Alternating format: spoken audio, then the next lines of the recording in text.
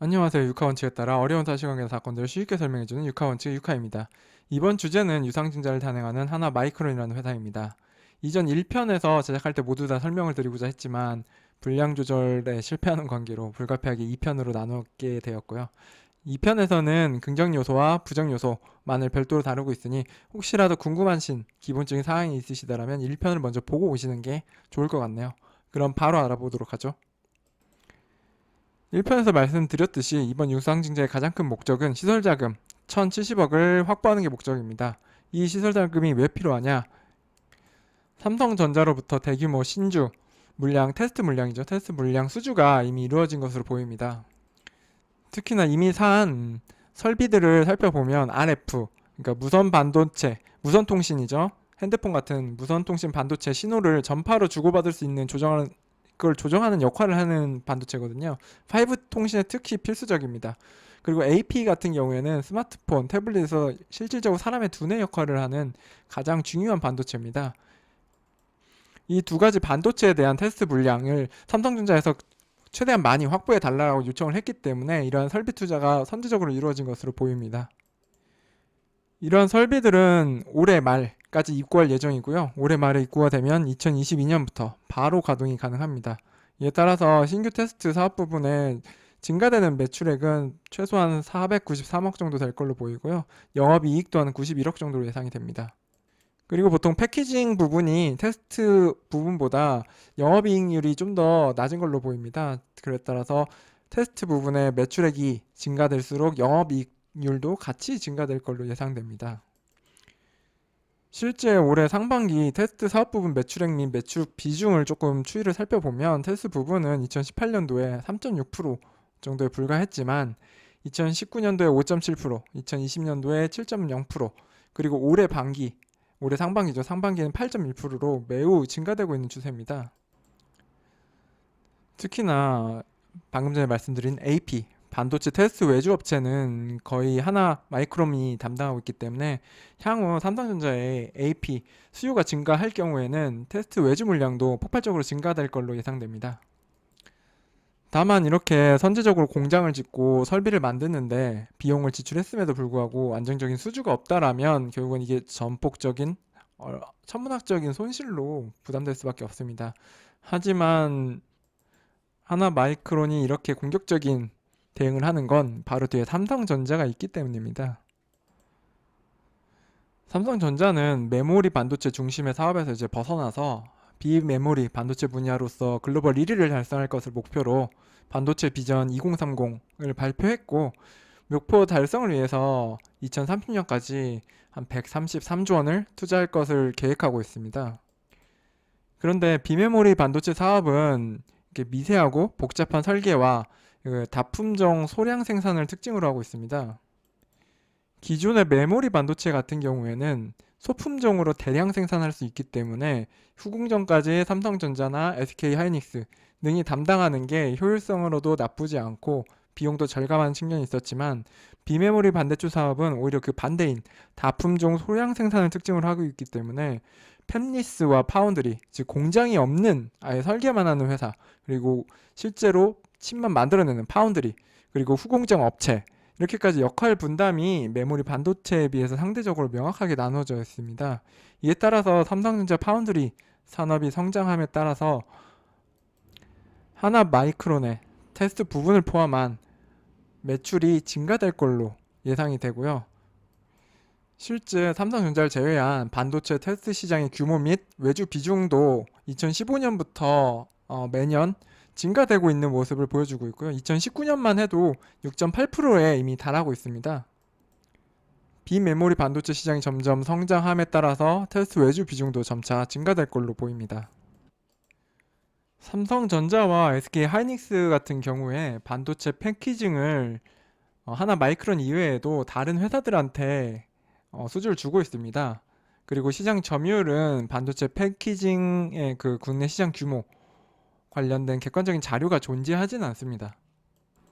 따라서 단순하게 그냥 총 매출액 기준만으로 시장 점유율을 추정입니다. 추정해 보면 국내 후공정이라고 하는 보통 패키징 업체 중에 작년 기준으로 매출액 규모가 3천억이 넘는 사업체가 SFA 반도체랑 하나마이크론 이렇게 두 개 있습니다. 업계 2위인 회사이기 때문에 상당히 안정적으로 매출을 보여주고 있다라고 예상을 하시면 되고요.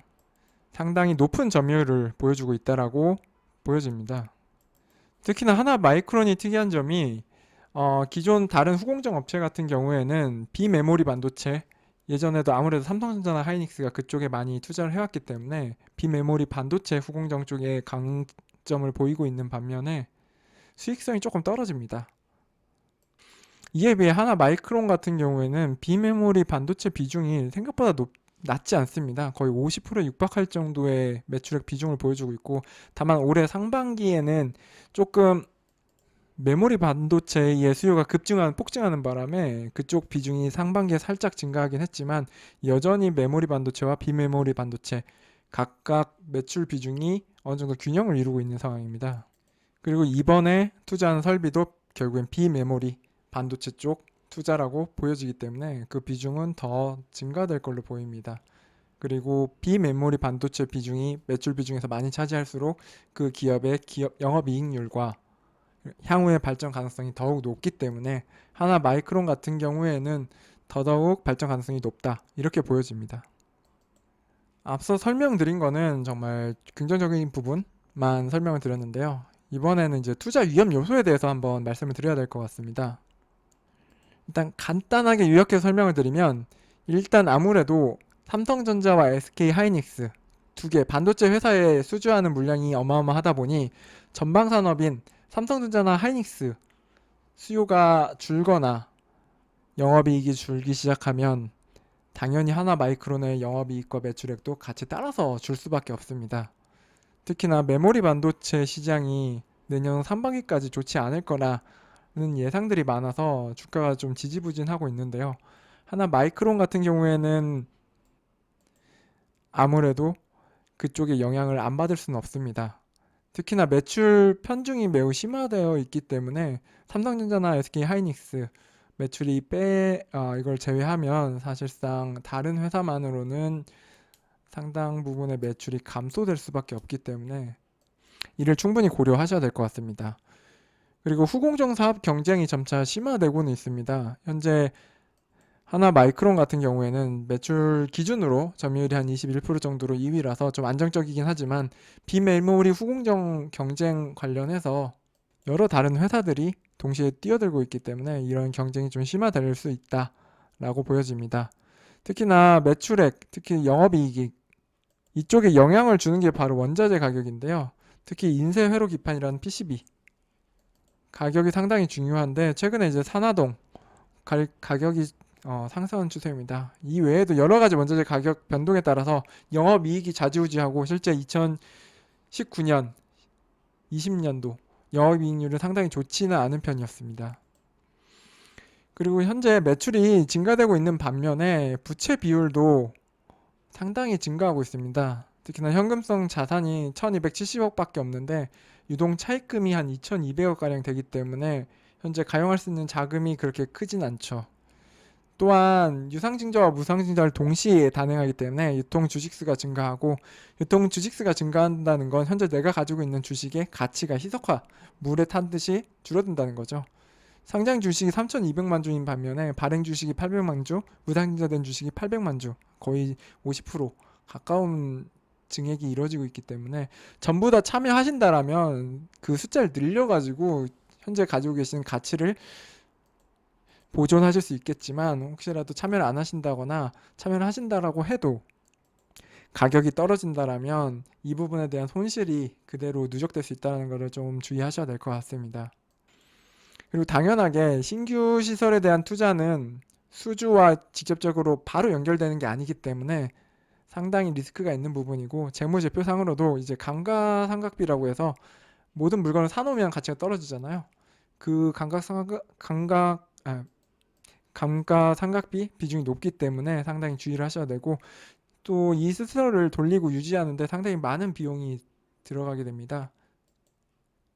수주를 했다라고 하더라도 원료를 공급하고 유지 보수를 하는 비용이 먼저적으로 들기 때문에 이런 부분도 충분히 감안을 하셔야 됩니다. 특히 하나 마이크론 같은 경우에는 HT 마이크론이라는 브라질 자회사를 하나 가지고 있고 이 공장을 통해서 후공정을 따로 진행하는 부분이 있기 때문에 이에 대한 해외 종속 행사에 대한 위험도 당연히 감수를 하셔야 될 겁니다. 구체적으로 이제 하나씩 살펴보면 가장 염려가 되는 부분은 아무래도 반도체 가격 하락 이슈입니다. 특히 2021년 10월 PC D램 기가바이트당 계약 가격이 0.36으로 차트를 보시면 상당히 지금 하락한 추세라는 것을 확인하실 수 있을 겁니다.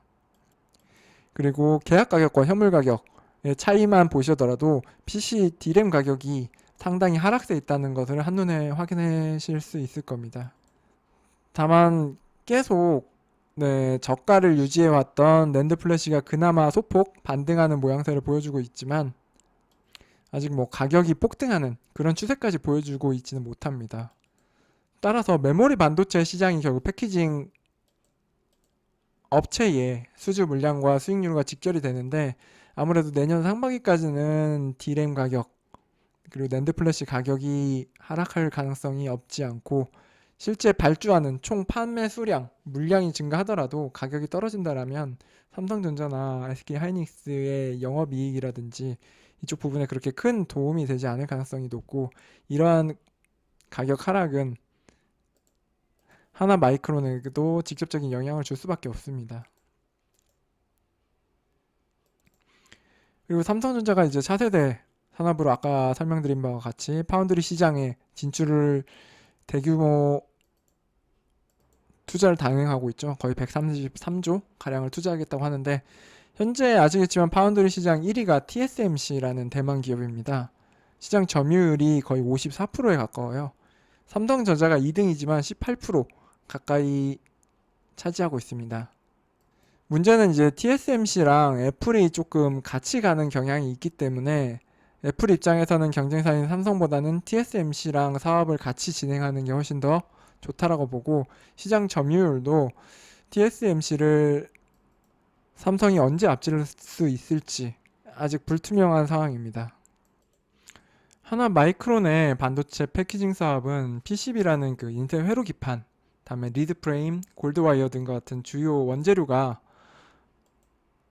필요한데 이 원재료의 원소재가 되는 금속들의 가격들이 상당히 상승하고 있는 추세입니다.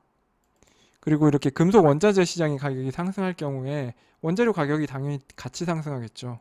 이렇게 원재료 가격이 상승할 경우에 삼성전자나 SK 하이닉스에 납품하는 단가를 높인다라면 좋겠지만 사실상 그 단가를 높이는 게 쉽지는 않기 때문에 결국 원자재 가격의 상승은 수익성 악화와 직결될 수밖에 없습니다.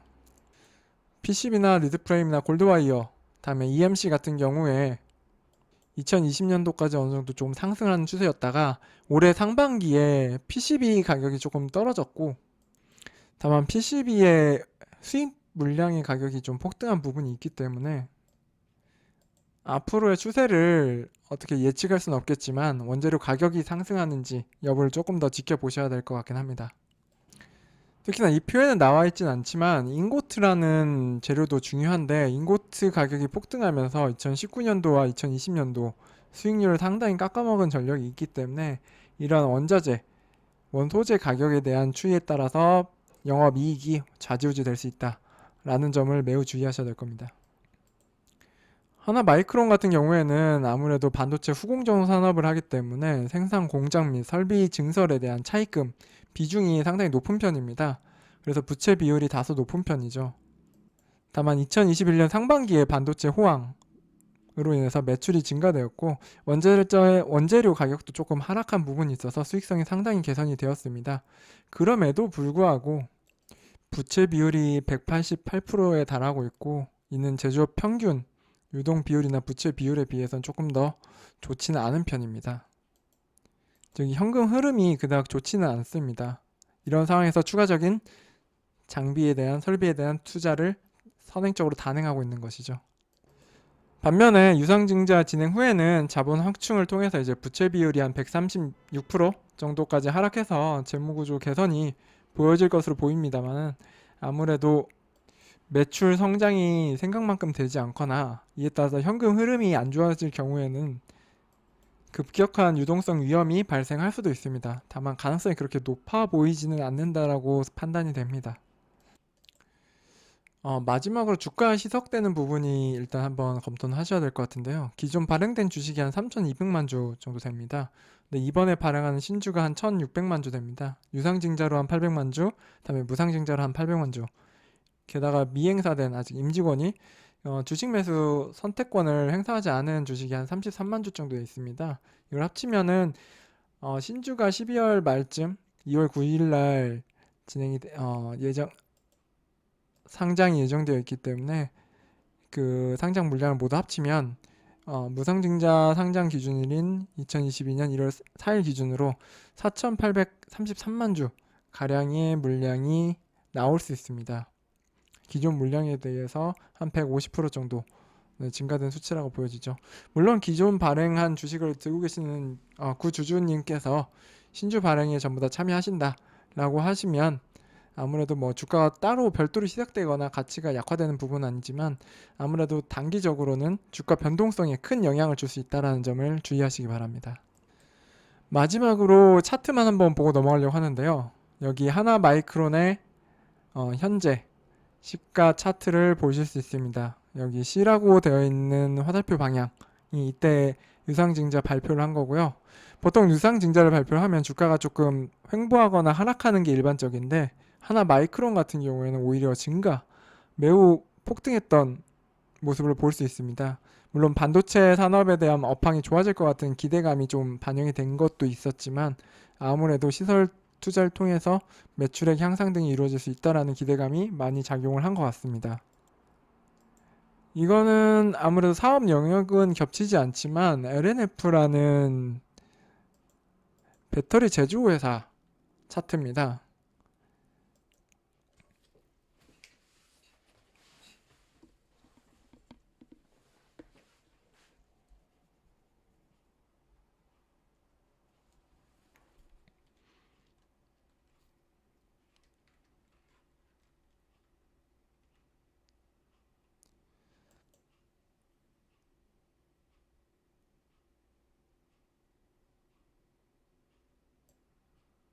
시설 장비의 비중, 다음에 매출액 차지한 비중 이런 걸 다 감안했을 때 두 회사가 유사한다고 볼 수는 없습니다.